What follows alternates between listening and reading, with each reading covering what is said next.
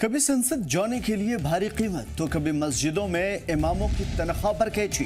कश्मीर से लेकर दिल्ली तक फैसले हो रहे हैं, लेकिन सवाल भी उठ रहा है। डॉक्टर हड़ताल पे हैं और पुरानी फाइलें खोलने की धमकियां दी जा रही हैं। ये खबरें सिर्फ हेडलाइन नहीं है, बल्कि हमारे लोकतंत्र, रोजमर्रा और इंसाफ की एक नई तस्वीर है। आदाब, नमस्कार, मैं हूं आमिर एहसन और आप देख रहे हैं 5 मिनट में 5 बड़ी खबरें। 3.5 यानी 3.5 साल की बातचीत और अब एक नया दौर शुरू। भारत और ब्रिटेन में फ्री ट्रेड एग्रीमेंट पर आखिरकार दस्तखत हो गए, जिससे सबसे ज्यादा खुश हैं जम्मू कश्मीर के सेब किसान। और वो भी क्यों? लंदन में प्रधानमंत्री नरेंद्र मोदी और ब्रिटेन के वजीर आजम कीर स्टारमर की मौजूदगी में एक तारीखी मुआहदे पर दस्तखत हुआ और इस डील में दोनों मुल्कों के सालाना कारोबार $34 अरब का इसमें इजाफा मुमकिन है। ब्रिटेन से आने वाली कई चीज़ों पर अब टैरिफ कम होगा, जैसे शराब, luxury car, chocolate, cosmetics, soft drinks वगैरह वगैरह। लेकिन असल राहत की बात है कृषि और डेयरी प्रोडक्ट्स को इस छूट से बाहर रखा गया है और इससे सबसे ज़्यादा खुश हैं जम्मू कश्मीर के सेब किसान। Kashmir valley fruit growers union, fruit Mandi Shopian और JK fruit processing cold chain association सभी ने फैसले का स्वागत किया है। और भारत के कुल सेब उत्पादन का 75% कश्मीर से ही आता है और तो खुशी की बात भी है। अब इस मेहनत की हिफाजत तो हो गई है, लेकिन एक समझौता जो कि सिर्फ दस्तखत नहीं बल्कि करोड़ों जिंदगियों पर असर डाले। भारतीय textile, footwear, gems and jewellery, sea food और इंजीनियरिंग गुड्स को यूके में बेहतर मार्केट एक्सेस मिलेगा। भारत के एग्रीकल्चर प्रोड्यूस और प्रोसेस्ड फूड इंडस्ट्री के लिए यूके की मार्केट में नए अवसर बनेंगे। हमारी जो एप्पल इंडस्ट्री है बूस्ट हो जाएगी, अच्छा फायदा मिलेगा। उम्मीद करते हैं कि पहले ही होना चाहिए थे, लेकिन देर आयद दुरुस्त आयद।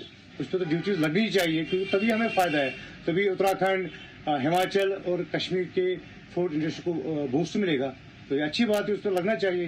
तो सही बात है, कुछ आइंद कदम है तो हम इसका खैर मकदम करते हैं। काफी अगर जरूरत पड़ी तो हर पर न खोला जाएगा। जम्मू कश्मीर की डिप्टी सीएम सुरेंद्र चौधरी का एक बड़ा बयान सामने आया है। जी हां, गुज़िश्ता हुकूमतों की हसास फाइलों की छानबीन चल रही है। उन्होंने कहा है कि हमारी खामोशी को हमारी कमजोरी मत समझिए जनाब, अगर गलतियां हुई हैं तो सच जरूर सामने आएगा।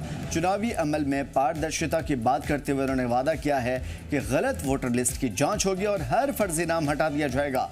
डिप्टी सीएम ने बीजेपी पर सीधा हमला बोला, कहा कि 11 साल तक हुकूमत की तो क्या मिलिटेंसी और करप्शन वाकई खत्म हुआ? अगर सब कुछ दुरुस्त था तो फिर पुलवामा जैसा हमला कैसे हुआ? सच छुपेगा नहीं, बेनकाब होगा। जब भी पार्टी हुकूमत में आती है तो पार्टी गवर्नमेंट में आने के बाद जो लोग मंत्री बनते हैं या एमएलए बनते हैं अब पार्टी से हेडक्वार्टर से दूर हो जाते हैं। लेकिन मेरे कायद और जम्मू कश्मीर नेशनल कॉन्फ्रेंस के प्रेसिडेंट डॉक्टर फारूक अब्दुल्ला साहब की ये हदायत है हम सबको, ऑनरेबल चीफ मिनिस्टर साहब को भी और सावरी जितनी कैबिनेट है, डॉक्टर साहब ने सबको हदायत दी है कि आपने नवाज सूब में यहाँ कश्मीर में बैठना है और जम्मू में शेर कश्मीर में सारे जो कैबिनेट है इंक्लूडिंग ऑनरेबल चीफ मिनिस्टर साहब को सबको डायरेक्शन है डॉक्टर साहब की कि आप लोगों ने अलग अलग टाइम में हमारे जो प्रोविंशियल प्रेसिडेंट हैं दोनों जगह, नवाब सूब में यहाँ कश्मीर में शौकत साहब और जम्मू में रतन लाल गुप्ता साहब, दोनों को वहाँ जाके वो टाइम फिक्स करेंगे कौन कौन सा दिन। और तीसरी बड़ी खबर है, आज पुंछ जिले में वक्फ बोर्ड के एक फैसले से मस्जिदों में सेवा दे रहे इमामों, खतीबों और मौज़िनों की जिंदगी में उथल पुथल मची हुई है। बिना कोई नोटिस कई इमामों की तनख्वाह में कटौती कर दी गई है और कुछ की सैलरी तो पूरी तरीके से काट दी गई।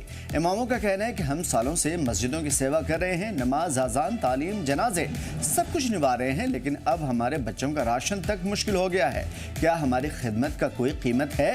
वक्फ बोर्ड का दावा है कि कुछ लोगों की कोई ऑफिशियली नियुक्ति या दस्तावेजात खासतौर पर रिकॉर्ड नहीं है, लेकिन सवाल यह है कि क्या बिना नोटिस, बिना बातचीत इस तरह की सैलरी पर रोक जायज है? और ये मसला सिर्फ तनख्वाह का नहीं है, ये मस्जिदों की रोजमर्रा की सरगर्मियों और इमामों की इज्जत से जुड़ा हुआ सवाल भी है।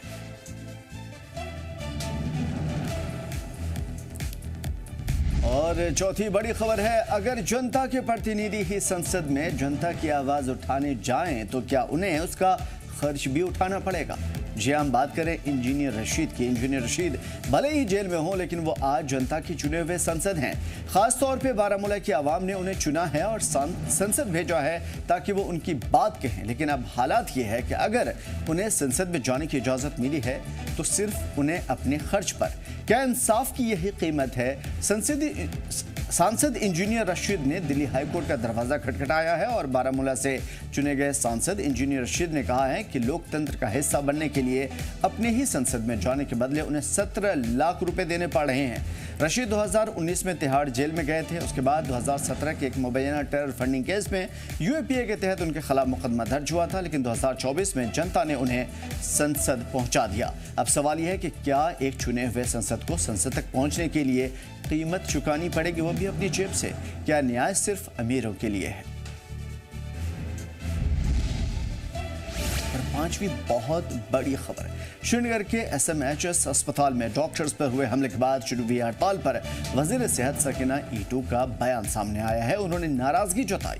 उन्होंने कहा है कि एहतजाज करना हक है, लेकिन मरीजों को सजा देना नाइंसाफी है, ना इंसानियत है और इमरजेंसी सेवाएं ठप हैं। ऑपरेशन थिएटर बंद हैं। दूसरे अस्पतालों में बोझ बढ़ता जा रहा है और अफरा तफरी का माहौल है। वजीर सेहत का साफ कहना है कि अगर किसी डॉक्टर की गलती है तो कानून अपना काम करेगा और उसके खिलाफ भी एक्शन लिया जाएगा। लोगों को सफ़र करवाना, पेशेंट केयर में ओटी बंद करना या बाकी जो जहाँ पे पेशेंट केयर होता है वार्ड्स को बंद रखना, एमरजेंसीज को बंद करना, ये बहुत गलत बात है। इस चीज़ को बर्दाश्त नहीं किया जा सकता। पेशेंट कल आए जिनको यहाँ सफ़र करना पड़ा, इलाज नहीं मिल सका उनको क्योंकि बंद होने की वजह से, तो मेरे ख्याल से वो चीज़ नहीं होनी चाहिए। उसके लिए ज़रूर जो है इन्वेस्टिगेशन। आज बड़ी खबरें में आज इतना ही। हमें दीजिए इजाजत। देखते रहिए जी जम्मू कश्मीर।